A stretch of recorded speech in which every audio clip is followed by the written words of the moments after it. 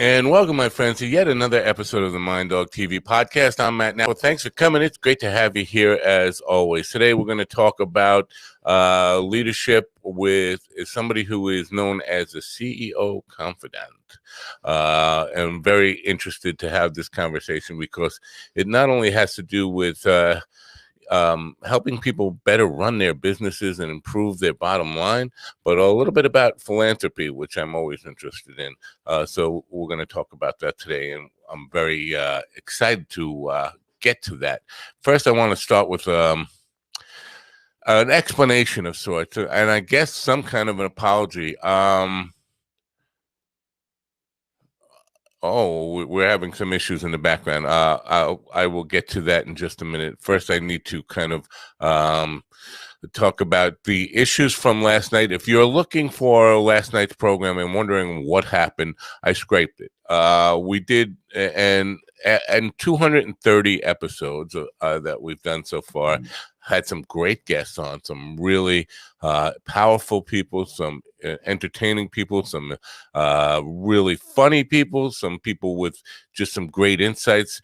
And then last night happened, and I take full responsibility for it. But my guest last night was beyond strange, weird, abusive, and a lot of other things that we won't get into. But so I decided not to create the podcast from last night's programs, and I pulled down all the video of it from the live stream so that they won't go live. So if you're looking for them, that's the explanation, and I do apologize for that. It won't happen again. We will do a much better job of vetting people like that before they get on the program, and all the responsibility, of course, falls on me. I know the guy who produced the program last night was feeling really bad about it, like it was his fault. No, it all falls on me. The buck stops here.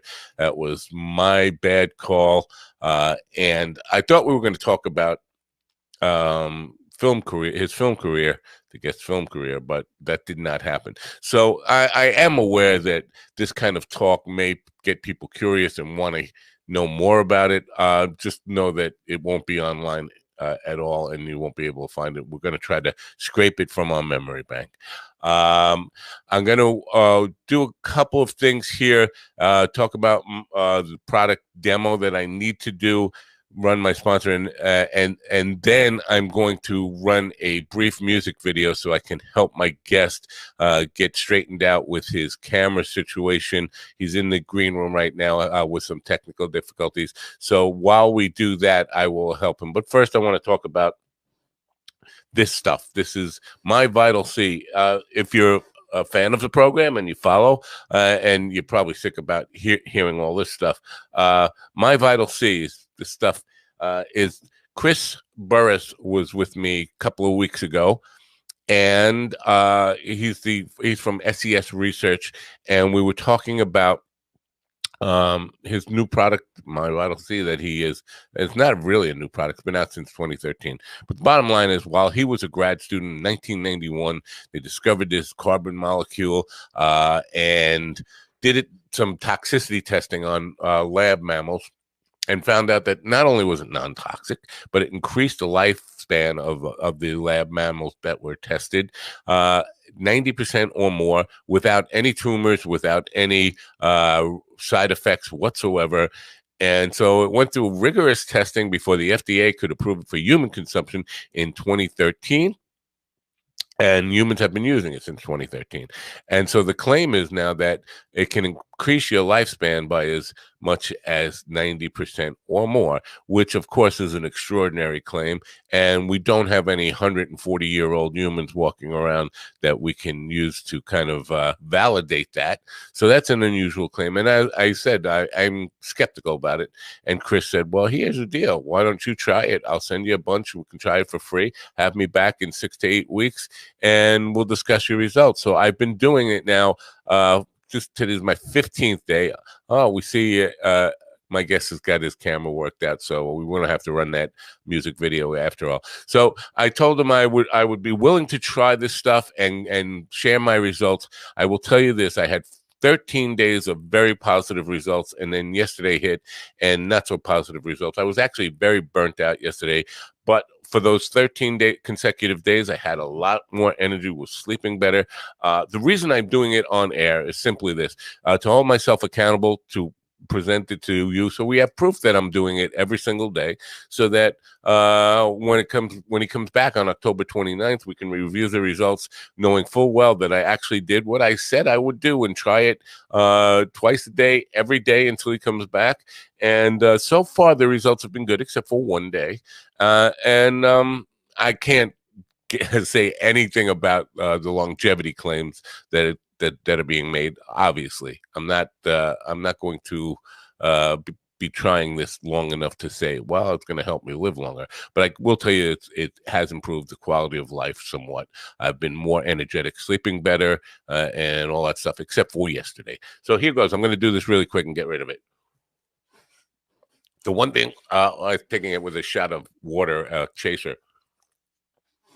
The one thing I will recommend to him when he comes back, is that we got to do something about making it taste better. They can make cough syrup taste better for people who have a tough time with cough syrup. They should be able to do something with that because it's god awful. My sponsors today, FundWise Capital, a business lending platform. They're a lender matching platform that gets you the best credit lines guaranteed. You can apply online in 60 seconds or less, and there's no effect to your credit to see how much you can get. Use the funding for anything you need to start or grow your business. That's right, I said start or grow your business. If you don't have a business yet, but you got a solid business plan, they can help you get funding to get your business started. Get the best funding you can qualify for. Their strategic lending matching platform searches through hundreds of lenders to find the best possible options for your unique situation. They have hundreds of 5-star reviews on Google, Trustpilot, and Facebook, and an A+ rating with the Better Business Bureau. They provide unsecured lines of credit at 0% interest for 9 to 15 months, unsecured term loans, loans based on your income, short-term gap funding, or bridge loans. They work with real estate, startups, as I mentioned, franchises and restaurants, any kind of businesses, any kind of project. To get started, it's really easy. Just go to apply.fundwise.com/minddog. That's apply.fundwise.com/minddog. The links will be in the description as always, and I do appreciate you patronizing my sponsors. I hope I get this name right because my guest was having some difficulties, and I haven't had the opportunity to ask him the exact pronunciation of his last name. I am going to take a guess here, and if I get it wrong, I'm sure he'll correct me. Angel Rebo, known as the CEO Confidant, is an influencer, international TV host, public speaker, CEO consultant, board member, and a philanthropist. In the last 25 years, Angel has empowered more than 1,500 CEOs in 33 different countries. He was born in near Barcelona, Spain, and has lived in 8 countries and speaks 5 languages. It's my privilege to introduce him to you. Ladies and gentlemen, please open your ears, open your minds, and help me welcome in Angel Rebo. Thank you. Thank you very much. That was a pretty thoughtful introduction. Thank you so much for being so kind and so patient. Not only to you, but obviously to your audience. Thank you. Did I get your name right? Oh, absolutely. You did. Oh yeah. Good for me. Good for me. I'm happy about that. Totally. You must be pronouncing Spanish names of Catalan people like every single day on your show. That and a whole bunch of other stuff. People from all over the world, and sometimes I'm scared just by reading them. I get names without any vowels in them at all. Totally. my greatest fear, and I hate to disrespect people by getting their name wrong, and so it's good to know I got it right. So thank you, and thanks for coming here. So let's talk a little bit about you and the path that led to where you are today, and your work with CEOs. Can you tell us a little bit about your background? Yes, absolutely. So basically, let's say since I was a kid, although my mom and dad had very humble origins, they always wanted me to learn foreign languages, and I think that was the most important thing that happened in my childhood was that I was taking French lessons because at that side of Spain we were so close to the French border that we were all learning French in the school. But also at the same time, mom and dad wanted me to take English lessons on a private academy in the afternoon, in the evening. So I started to do that, and Fast forward, I found myself that I wanted to have a better, professional future, and Spain wasn't enough. Spain wasn't enough. I wanted to. I had been using my French and my English for some, clients here and there, but I said I really want to have an international career, and I decided actually to accept a job in London. And that was definitely the start of my international career, but also the start, I would say, of my business development career. So I started working for, interestingly enough, an American company based in London. And I started to serve many different customers in different European countries. I was communicating with them in French, in Portuguese, in English. I was dating a German girl at that time, so I was actually using even German. So, I was always like using different languages. And fast forward, I always was traveling. I was literally, I think I've closed business in more than 33 countries, working with this many companies. And I was always doing the same thing. So I was always helping my employers to develop their businesses, to develop like distribution channels, indirect sales models, reseller channels, these kind of things on those countries.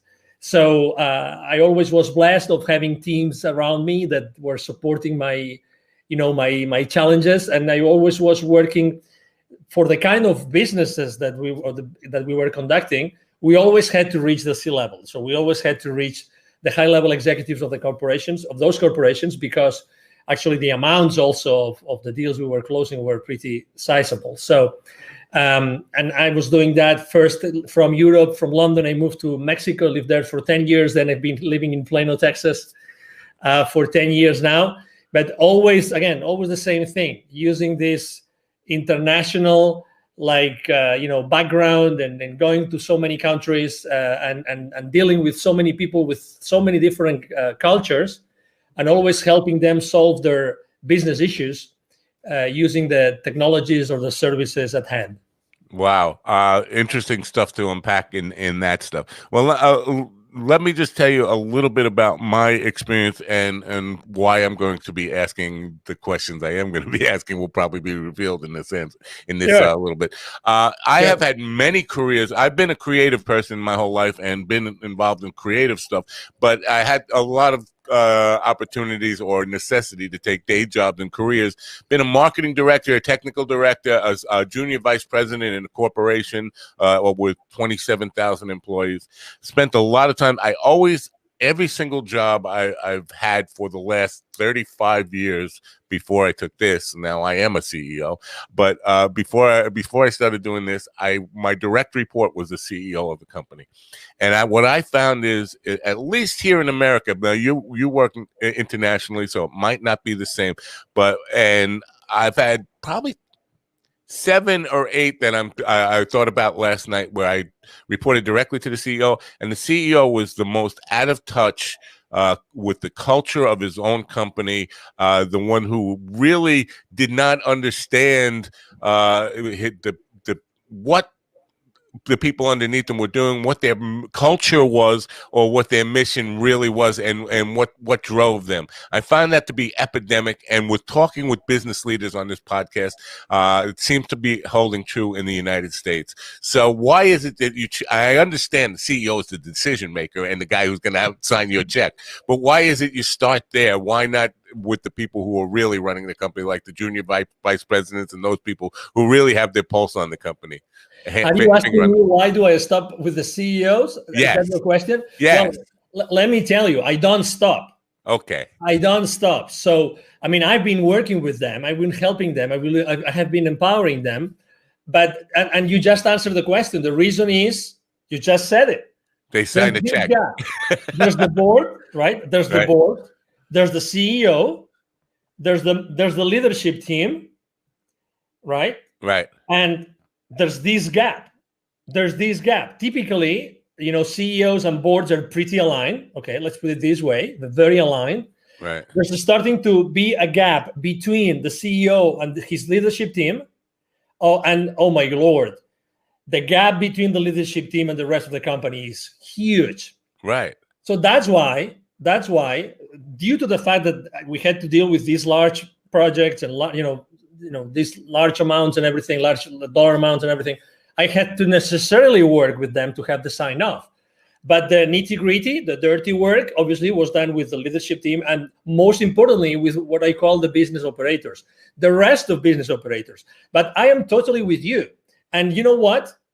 I think that this is, so I think that as soon as business operators start to be aware of the implications of what they do, and actually the CEOs empower their business operators to do that, to know the exact, the consequences of their business decisions while they work there, this gap that you just mentioned, this lack of, oh my God, I see all these people in the company, but at the top, maybe it's not that clear what these other guys should be doing. Right. That thing that you experience yourself like firsthand, it happens every single day.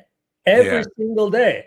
Every single day. So first identify the gaps and then do something about it. So then the follow-up question, if I may, actually, I might even ask that question to you, which is, why wouldn't the CEOs take action? Right. Why wouldn't they do it? Right. Why wouldn't they do it? So if they're already aligned, it's because maybe they think that, I have a business partner. His name is Neville Joffe. He has this amazing motto that he follows, or he calls him Nevilism. It's revenues are vanity. Revenues are vanity. Okay. That's a good one. I like that. Profits are sanity, and cash flows are reality. Okay. Yeah. Do you hear that? Yes. Okay. Absolutely. So how many? Let me ask you a question, or even let me ask you a second follow-up question. When you meet with the board,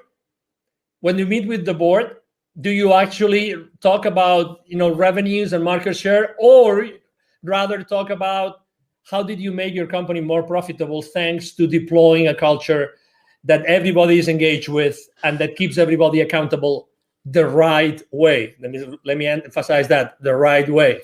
Right. Well, I would probably, I'm not sure if I'm going to get this right, but I'm going to guess it.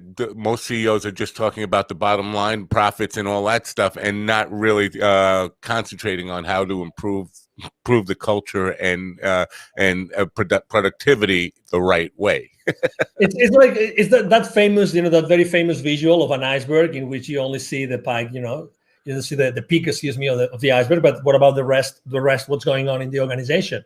Right. So there's a lot of things going on in the organization, a lot of things. And actually, right now, with everything that's going on in the world, with all this, with the current state of affairs, I think that most of those inefficiencies, most of these issues are coming to the surface.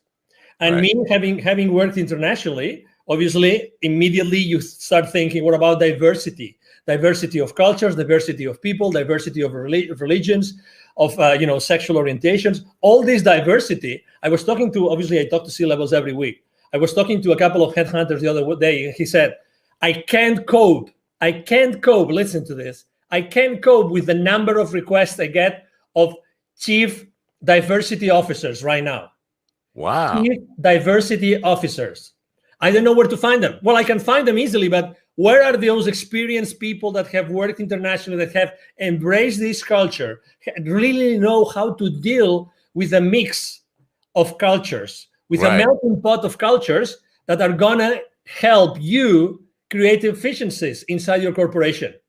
Right. Wow. Well, that's something to unpack there too, because you did mention in your opening statement there about knowing the different cultures of different countries that you've lived in and that kind of stuff. And we talk about culture in a couple of different ways here. There's countries have different cultures and companies have different cultures.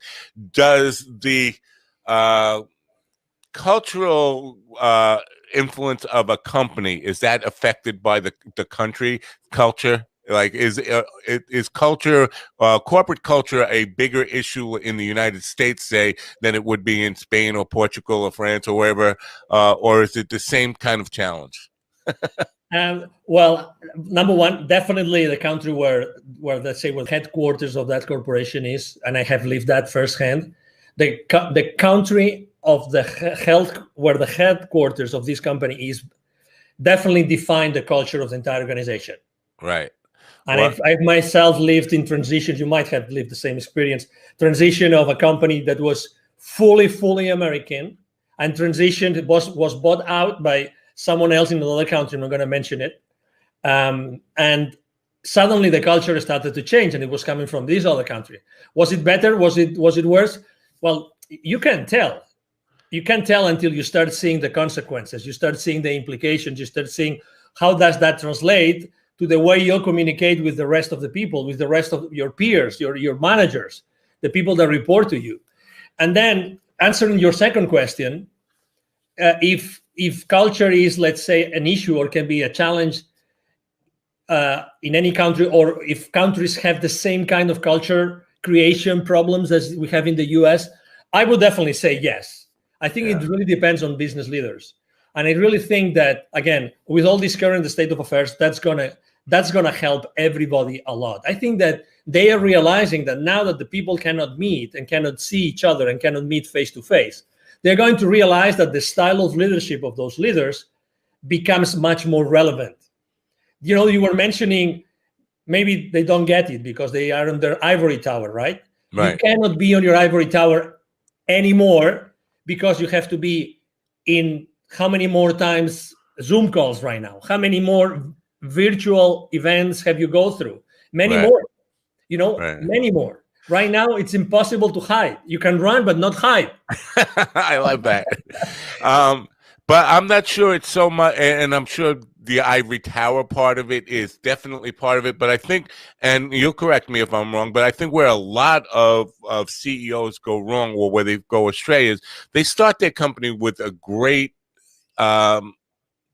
what is the word I'm looking for? Intention. So they'll put together a mission statement that has this really glorified sounding and really well-intended statement, and they kind of start working in their business rather than working on their business, and so they're doing the things the tasks that a CEO would do, rather than look at the whole picture of what the company culture is and how it's evolving. Are we staying true to that mission statement that was written when we started the company, or was that just words that we put on a poster and hung over my door, and then now we're actually doing the work and forget about that? But everybody who comes into the company must at least read it and get to know what we were supposed to be about, but we forgot what we were about. And often, and I'm going to want to get to this, there is this idea of giving back in that original mission statement that is totally lost somewhere along the line. Few years in, and you find that your mission statement doesn't match at all what you're doing, and it's just words now. I think that's a big part of it. Do you agree? And if so, how do you get them back on track to that? Picture this, right? Let's say we have a startup CEO in front of us. Okay, so it's a small company, fired up, this new concept, this new idea, they thrive over time, right? And they become this monster, right? There's 10,000 employees or company employees. One of the main differences that are lost in translation is the communication. Is the CEO still listening? Is the CEO still going around? Is the CEO still open to suggestions, open to listening? And I think that communication is one of the most important issues here. Definitely. Because are they open to receive? It sounds like a self-help kind of tagline, but are they open to receive? Are they open to receive? If you start looking at you've been a CEO, you reported to CEOs, what if you started to look at all the skills of everyone at the company, all the skills, not even the work-related skills? What could you do with those to make that environment even more engaging and more creative and even more even enticing to one another? It's like helping and caring for one another. So that's what it's lost. It's lost the ability or the willingness to listen to be open to receive what the rest of the organization is telling them. That's what you perceive. That's what I perceive. I perceive the same thing. Also, let me tell you that I don't think there are good or bad CEOs, or one strategy is good and the other is bad. I don't think so. I think that it's more what the CEO does with it. What do they do with it? I've seen the same strategy work for one CEO and fail with the other. Why? How was their team following them? Right. How were the different levels of management following them? Did Right. they know? You talk about the mission.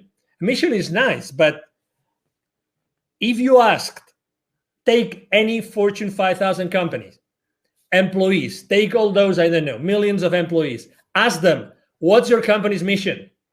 Would you guess a percentage? Would you guess a percentage of employees that would get their own company mission right? Probably very small. Very small, exactly. I stayed the last employer I worked for 11 years. 11 years.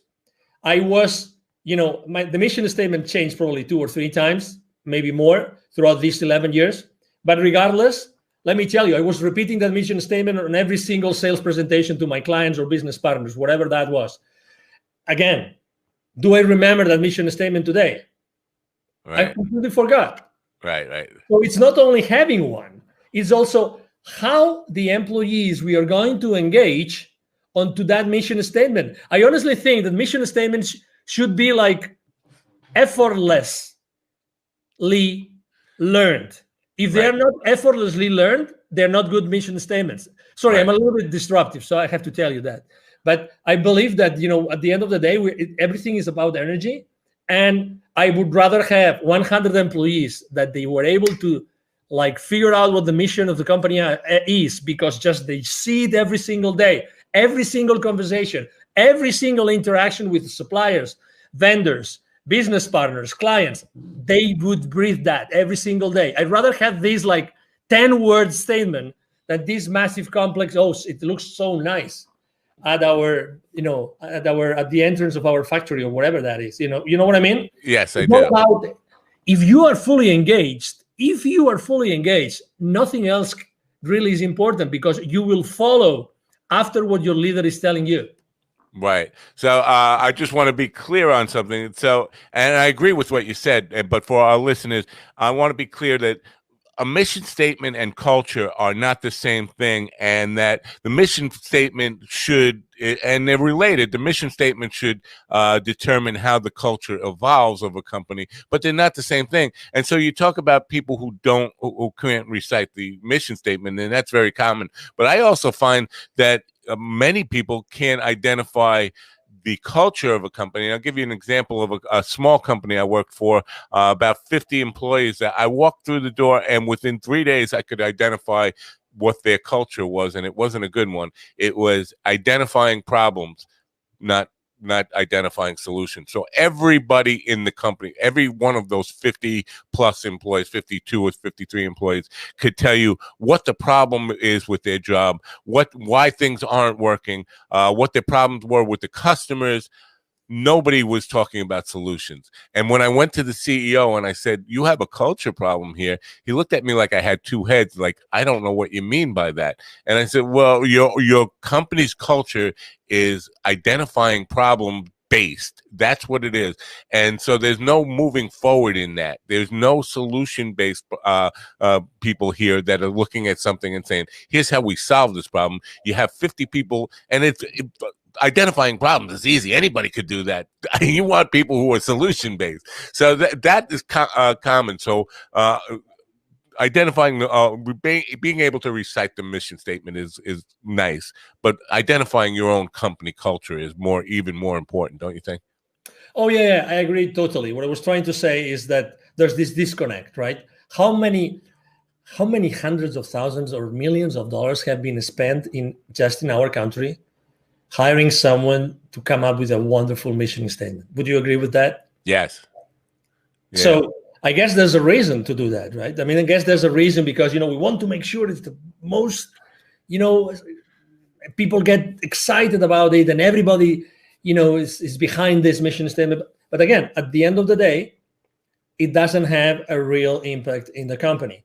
But right. I agree with you completely. I mean, culture is something which is more difficult to create. It takes time. It's built every single day with every single thing that happens inside the corporation or inside the company, even if the companies are small, and that determines your willingness to be there or not. You said you just joined, you identified the culture, you went to the CEO, you told him something. Well, let me tell you, you were really lucky, because he or she could have told you, I didn't hire you to do this. Right, You know right, what I yeah, mean? yeah. So it wasn't that bad because at least, okay, so it is what it is, right? But I didn't hire you to find problems, but actually the culture was to find problems. Well, he did hire me to straighten out his marketing department, and that was part of the solution to straightening out his marketing department was getting everybody in the company working on the same page. Because what he had was marketing department creating its own culture and the subcultures within it, but everybody had the unique situation of identifying problems without solutions. But the marketing department had one different belief of what they were working on. The operations and the collections department had a whole different, and sales team had a completely different culture. And so we were going in a lot of different ways. So in some ways, he did hire me actually to at least figure out what his problems were for him and find out how we should address it. So my solution was to get the entire team together in a big room and have them explain what the culture should be. And anybody who wasn't, and this was a tough sell for him, that anybody who really couldn't adapt to what the new culture was going to be and help us build that culture should start putting their resume together and looking for a job elsewhere. Because I definitely one of the people who believe that if somebody's not helping you pull in the same direction, they're helping you push in the opposite direction, and they're toxic, and they should be encouraged to leave the company. If you're not part of the team, you shouldn't be in the room with the team. What's coming to me as I'm hearing you is I think that the quality of the questions you ask your team also define the results that you get from them. Right. And we tend to use, myself included, obviously, we tend to raise the wrong questions. I try always to not only ask like open-ended questions, but also the how. So the how. So, okay, so we know that there are all these issues, all these cultural issues. We know there's these issues, these problems here that we have to interact with the rest of the organization. At the end of the day, marketing is it's the first like stop to the world, to the audience. We want to approach them. We want to have them, feel. We want them to feel appeal to come to us, etc. But how can we do that? How can we overcome these things? How can we look at this? How can we create something together?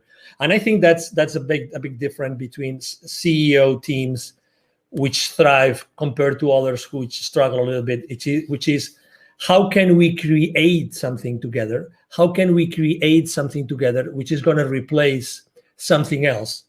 And we do it taking into consideration the entire team of the company. How?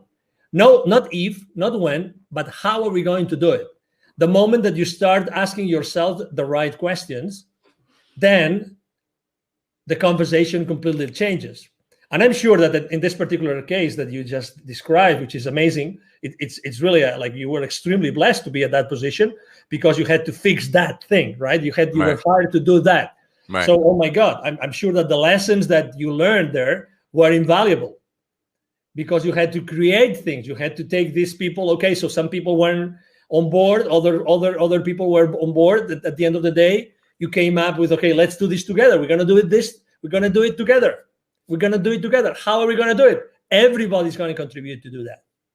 Well, I found that, and what I found in this company was, number one, their hiring practice was based on just resumes. Do they have a good resume? And that was it. So, and that can be a problem if you don't really, if you don't hire with understanding the people that you're hiring, and you're just hiring off a resume, you're going to get people who aren't in line with your culture because you haven't had that talk with them. You don't know their core values and principles and don't know if they align with yours. And the second part of it, so they hired people without knowing their core values and principles. And once they were in the company, they would never fire or encourage people to leave if they were in fact toxic.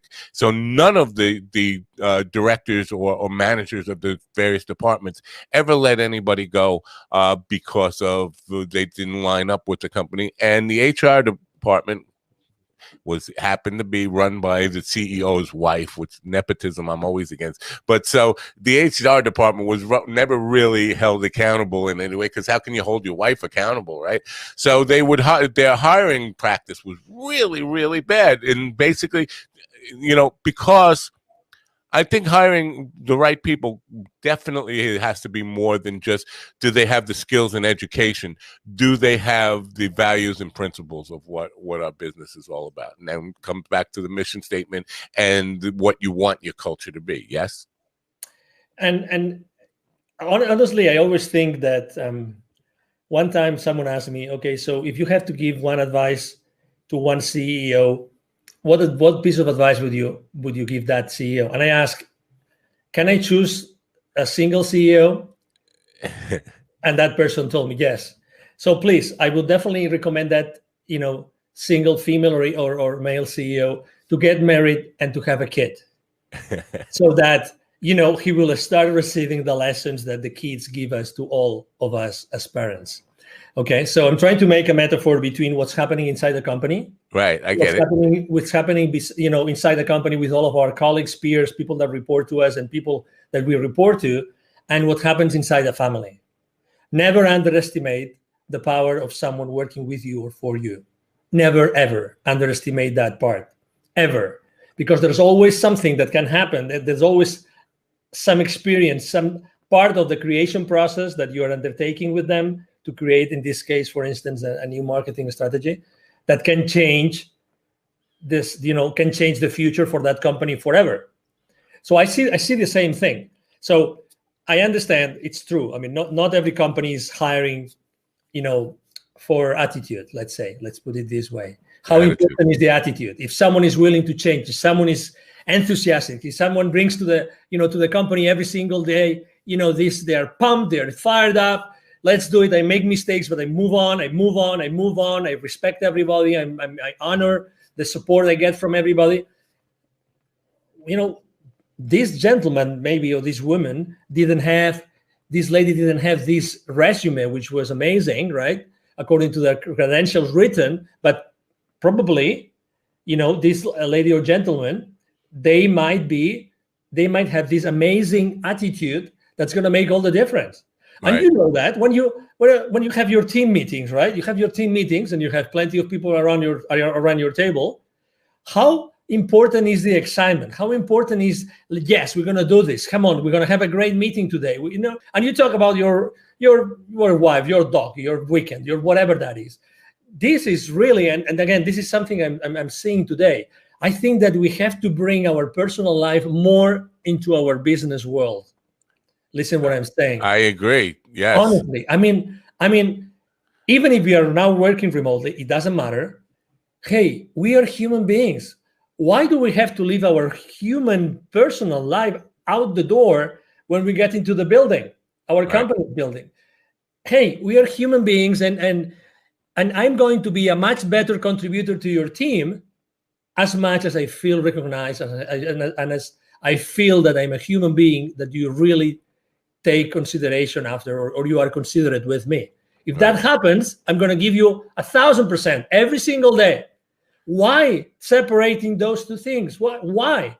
What are we trying to accomplish? Again, I honestly think that right now there's a lot of things, there's a lot of moving pieces inside corporations. I've seen a lot of CEOs these past months, and a lot of C-level executives that they have tried to find the right place, and I'm not talking about the job. I'm trying just in the same place where they are right now. They're trying to see, okay, so what's the best thing to do right now?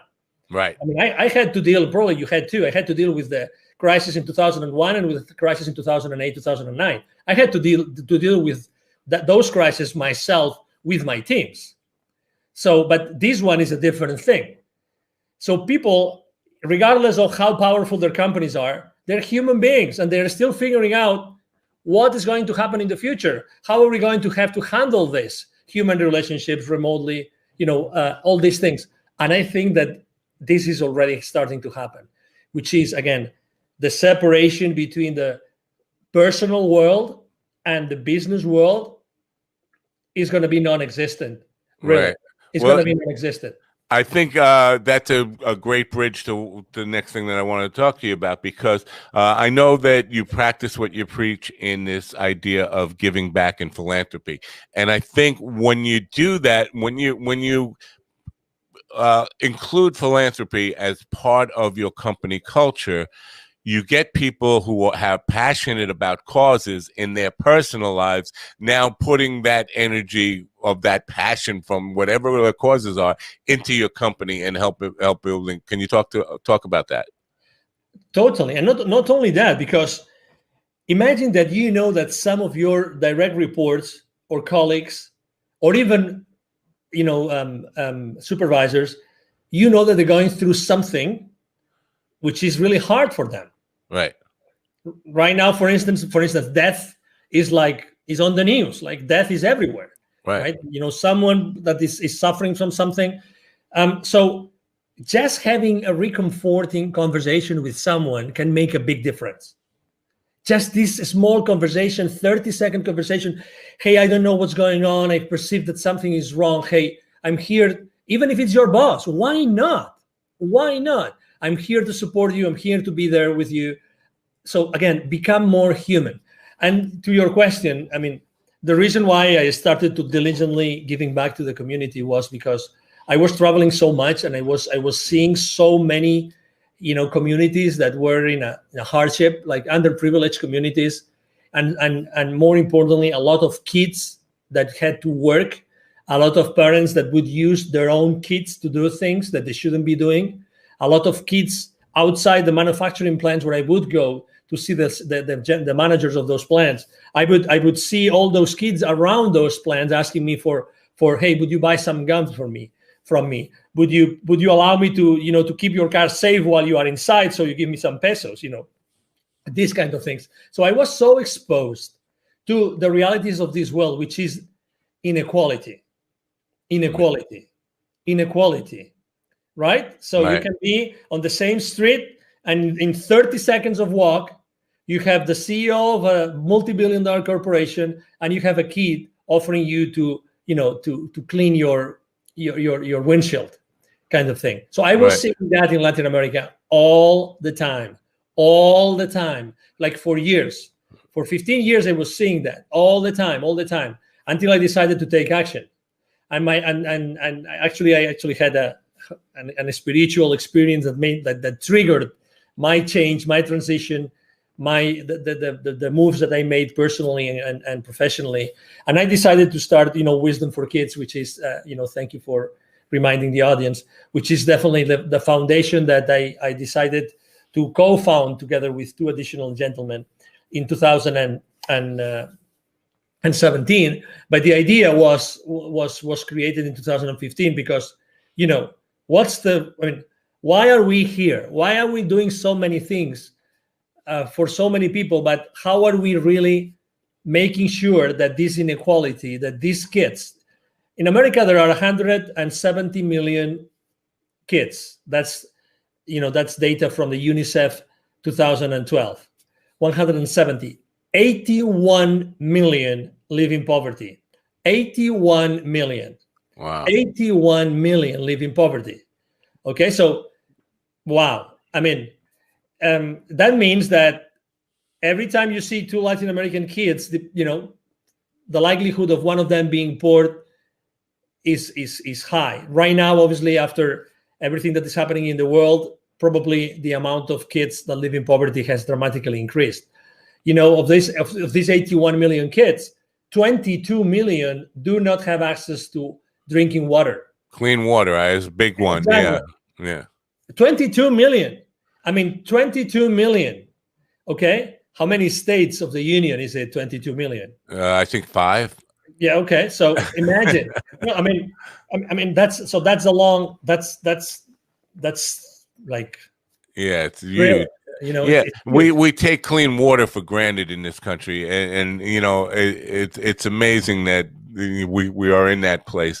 But so you talk about equality and stuff, and I understand that's a huge problem. I think what COVID has identified is, and in America at least, we've been using this phrase "essentially employees" since COVID started, right? And it kind of identifies, oddly enough, the essential employees are the people who are least compensated in a lot of cases. So we don't see the CEO as the essential employee in a lot of ways. The people who are out there stocking the shelves, the people who are out there working in hospitals, the paramedics, the police officers, all the people who are we now deemed as essential, somehow they're still on the bottom of the compensation model. I think that needs to be changed. And I'm not, I hate to get into politics. I'm not a communist or a socialist, whatever you want to label me.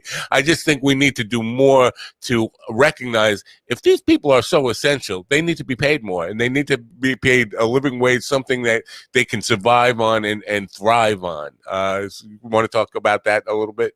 Totally. And this is again one case, right? You're talking about one specific situation that we see here, right, intrinsically affecting the the COVID era. It's now October 2020, right? And again, not willing to go down any politics route, the same as you. But the question is, how do we bridge that gap? How do we bridge that gap? Only a few minutes ago, I heard a very famous TV host talking about a fiasco with a former guest, right? That wasn't intended. That wasn't right. The other day, I was invited to a show, and that host was at the antipodes of you. Okay, so he was trying to get me in the trenches of polarization since second one. It's like, I want you to say this, and you have to say it like this, and I want you to know your opinion. And I was all the time saying, I understand that you want to know my opinion. This is my opinion. My opinion is that someone has to be in the middle bridging, building bridges. Right. Someone has to be building bridges right now. I have my opinion as anybody else, as any other voter, but someone has to be building bridges. You and I, we're both public figures. We both have we have something to do with the world. We love to be here. We love exposure, but also because of a mission. Right. We both have a mission. We both want to do good in the world. We want to do good in the business community with the entrepreneurs, the increasing number of entrepreneurs, right now in the world. But someone has to lay down those foundations and build those bridges. And that's where people are going to find me. They're going to find me in these places where I'm trying to be compassionate with everybody. Because again, compassion, it's the same thing. Inside corporations, compassion. What is compassion? Where is compassion? What is compassion internally? Right. How do you show compassion? Even to your CEO. The difficult thing is say, no, he is an ABC. Right. Or, exactly. That's the easy way to do. But you, as someone that, you're commanding messages to the audience, right? And you're asking questions.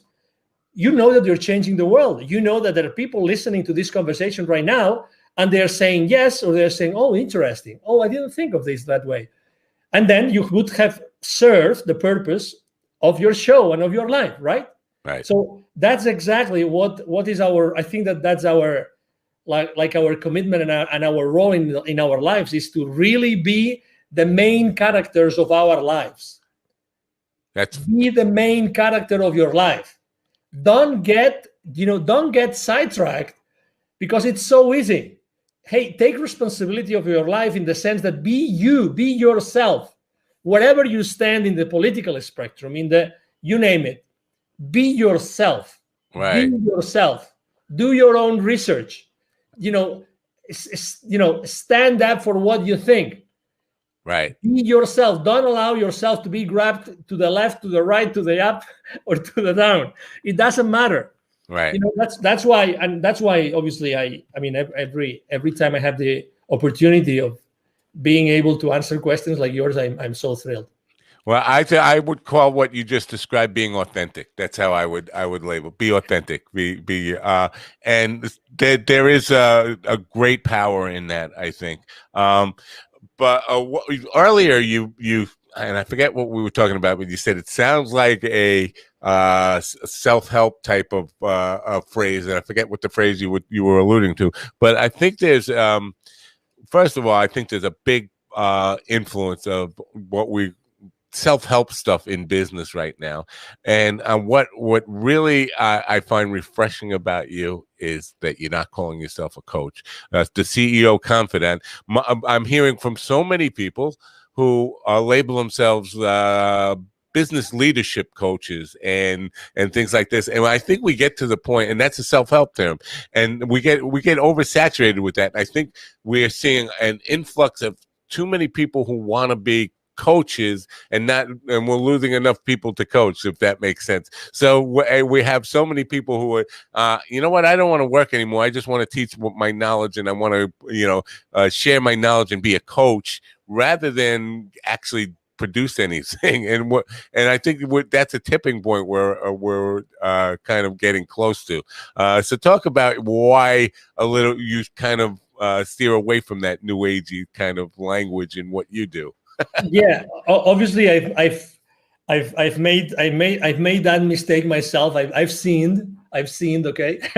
So, all right, but yeah, not anymore. I mean, I don't call myself. Other people call me that because I was just being myself, and being authentic, and I had some other people that were following me, and I was blessed to do that the same as you, right? Right. But it's the other people who have to decide if that's a role and their concept of that of the word coach resonates, or is me, or it's not. In reality, I think that the most important thing is always to be yourself consistently, so the other people can learn and decide if they want to learn from you or they want to follow you. If they feel satisfied, they feel happy, they feel comfortable being with you or following you, let's say. So right. Are there a lot of people calling themselves coaches and maybe they're not coaches or they don't know what they do? I mean, I've been there. I've made mistakes. I've been fragile. I've done lots of things that they should have never done. And obviously, a lot of people right now need to make, their ends meet. Right? They have to have their ends meet, and they have to teach and everything. But I'd rather be teaching. I'd rather be teaching and training, let's say, than being coaching. Although I recognize that asking questions is the most powerful way to get into someone or something. Right. Asking powerful questions. Powerful questions. I agree. Definitely. Asking powerful questions. So, and because you are a host, so I mean, you do this every day, and you are asking me questions, obviously, that are making me think and consider my own reality from a different point of view. Right. Not everybody's able to do that, but you know that powerful questions can completely change the game at your guest's mind, but also at the way that your audience is listening to the conversation. When you are in a position, you're an entrepreneur or you are a manager or a leader, and you have a team under you, it's the power of your questions which determines the relationship you're going to have with these people and how you're going to create together with them. Yeah. The power of the questions. The power of the questions. You probably had, I don't know if you've ever co-hosted with someone, probably you have, a show. I always have a hard time doing it. You know why? Because unfortunately, my co-hosts tend to want to make very long questions, like 1 minute long questions. And I hate that.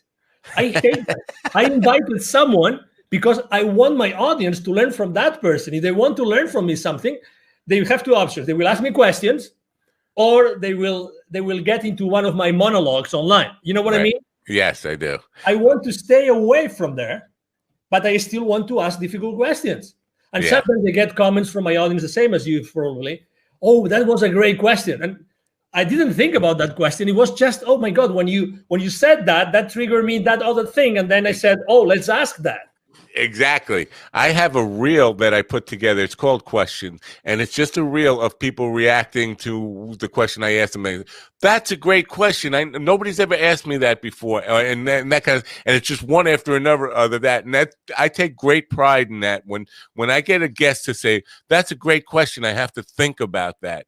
I say, I know I've done my job. I know I've done what I'm supposed to be doing here. I made them think about something rather than just route answers that you answer in every interview, one after another. So I appreciate that answer. And you talked about, and I just want to address something you said earlier about empathy or sympathy or compassion is the word you use for your CEO. Somebody who was on about 2 weeks ago, I guess now, said to me that she was reading off statistics, and she said 71% of people working in America said they would take a pay cut if it meant they get their CEO fired. And I'm thinking, wow, that's a problem. That's a problem within yourself. And so instead of trying to get your CEO fired, maybe you should be asking yourself the question, how can I get the CEO to hear me and appreciate and just acknowledge that my ideas, not my input and ideas, not necessarily find a path, but I think most people just want to be heard by the CEO and understand that they know what your concerns are and have heard them and are thinking about them. Yes? Totally. When I was making this metaphor of a small company, large company, you stop listening to your people. Right. Definitely, they want to be heard.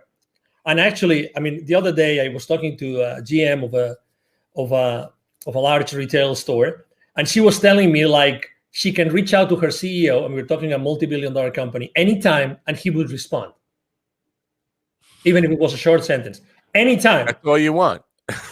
Anytime. But also, let me tell you something. I mean, CEOs are so fragile as we are. They are human beings as we are. They have had the experience they have had, and they have learned what they have learned. Okay, so I think that also compassion is a two-way street. So what if the problem is that, I don't know, this CEO doesn't have a good communication team? Maybe Right. that CEO doesn't know how to communicate properly. There's a lot of things.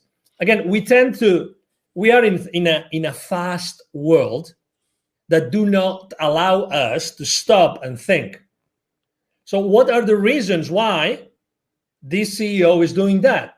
Right. So I think there's a two-way street. And again, I'm not here to defend anybody. What I'm trying to say is, I get you. oh my God, we are always burning bridges. Why not taking some more time to try to build one or try to understand the other position? Which is exactly why we're not looking, we're not watching news, we're not going to social media, blah, blah, blah, whatever. Are we really making an effort?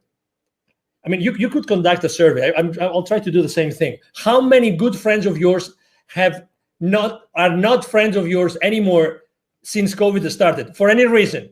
Oh yeah, probably 10. How many?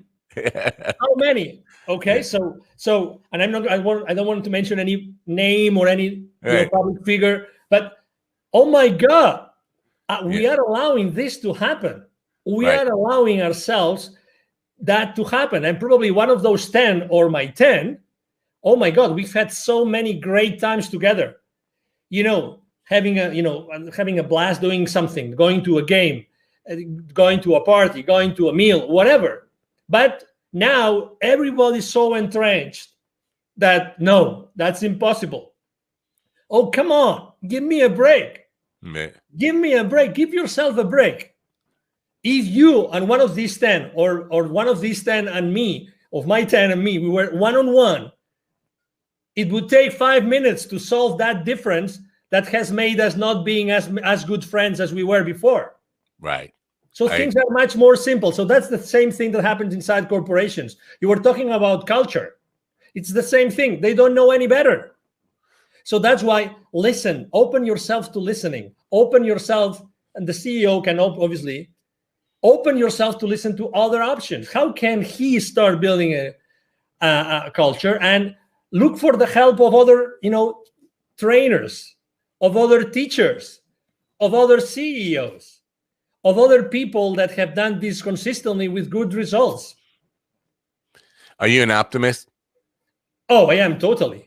Good, good. It's good to hear. I like when people don't even hesitate with that question, and they come back with. And usually, it's they don't hesitate, and they come back with, "I'm a realist, not an optimist." But I appreciate an affirmative, quick answer, no matter what.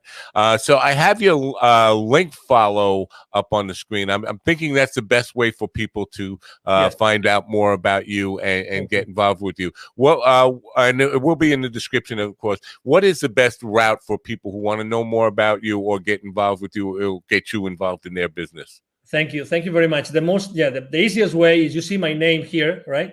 Angel Rebo. So my email address is very easy. It's angel@angelrebo.com, which is my first name, last name.com. Angel@angelrebo.com. The link that you see here, there, hold on, there. There. Right. Exactly. So the link that you see there actually takes you to all my social media outlets. Right. So you will see what I do on LinkedIn, which I am consistently there. I'm posting every day.